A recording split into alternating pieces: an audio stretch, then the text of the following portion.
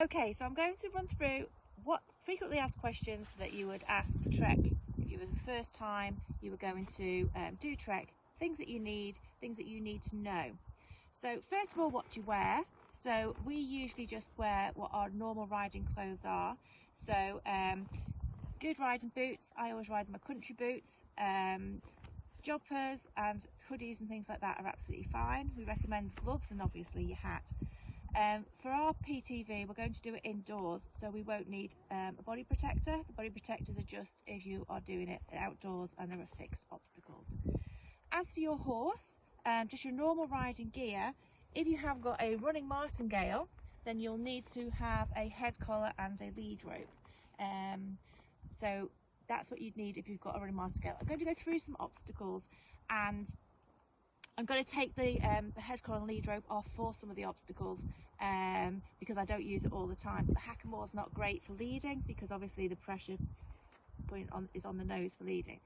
So when you get off your horse in TREC, so I've obviously struggled myself on, so when you get off, a good tip, both feet out, reins in your hand, is to grab your stirrup and put your stirrup over your saddle and put the other one over the saddle so the stirrups are secure. And then I've got my lead rope attached here, attached to my head collar, girl Lily, okay, and I am ready to do my lead obstacles.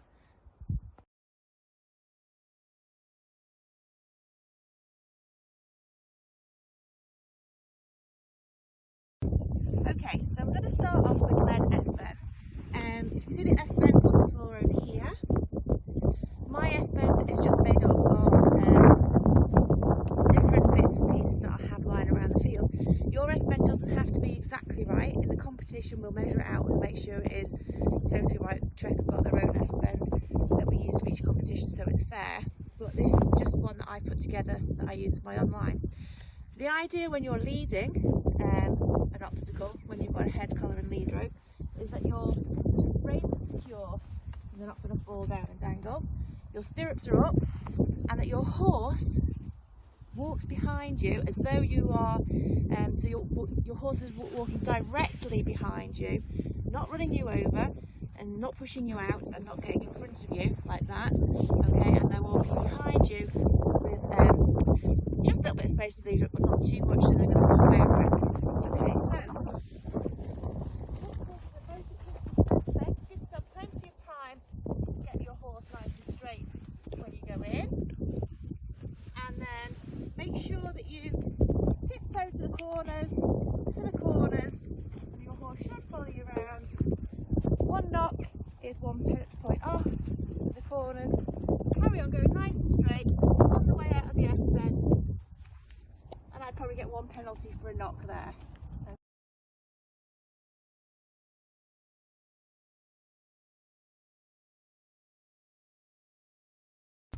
Okay, right, so we're going to do lead corridor now, before I run out of puff.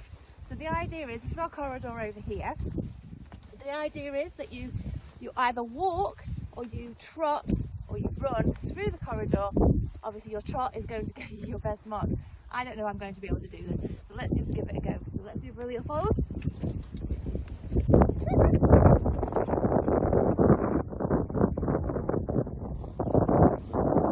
Okay, so hopefully she followed me. Sometimes I'm running along and she just jumps out and I get no marks. So that is lead corridor.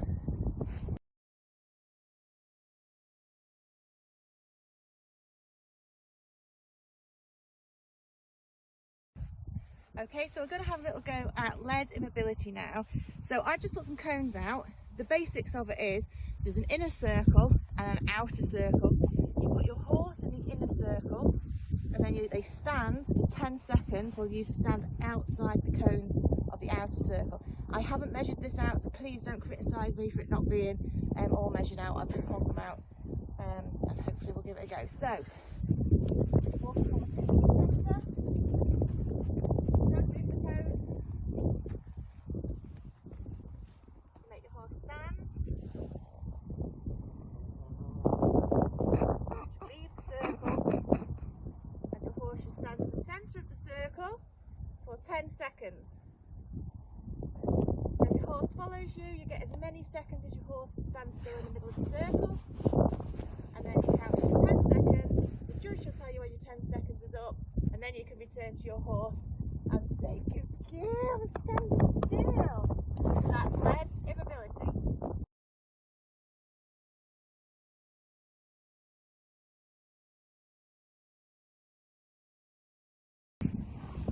Okay, so we're going to have a go at lead rein back. So basically you'll have markers on a corridor, you'll have markers on the floor to tell you how far you want your horse to go back, and the idea is that you get your horse to go back without squashing you, without pulling you over, and to go back nice and evenly. Okay, so let's give this one a go. So I've put some little orange cones out again, I haven't measured it.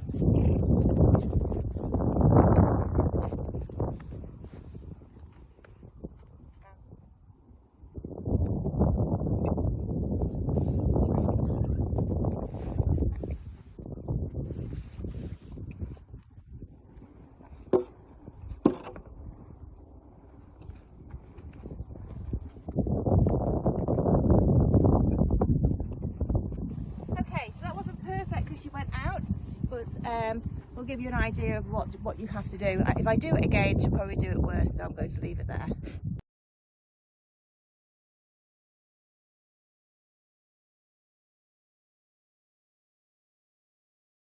Okay, so I'm going to show you how to do a ridden S-bend. So here we go. I'm going to go and get my horse nice and straight. I'm told which way to do it. I'm choosing to go this way, I don't know why.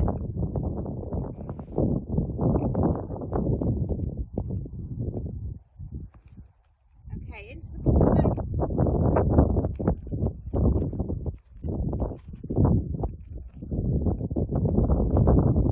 Nice and straight out again.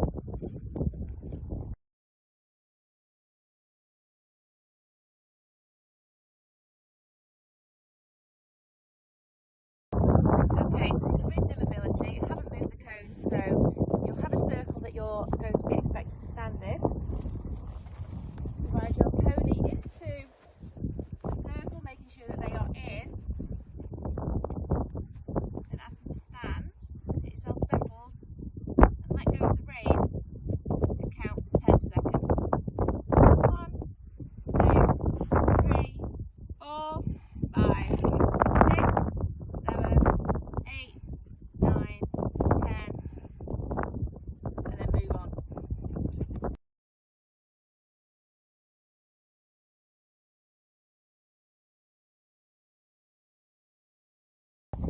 Okay, so ridden rein back is basically just like the counting to work. So walking nice and straight.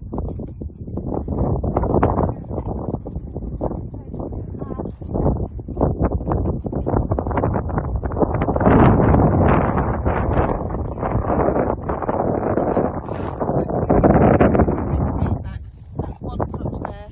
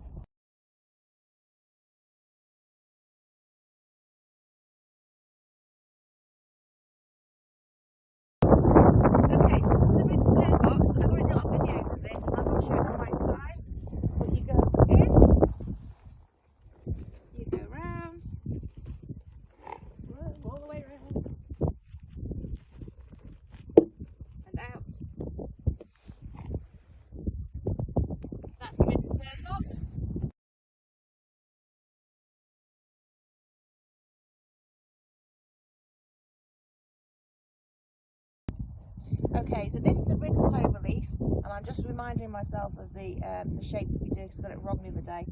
We probably won't be using this, but it's gait related, so it's either walk, trot or canter. So just a look on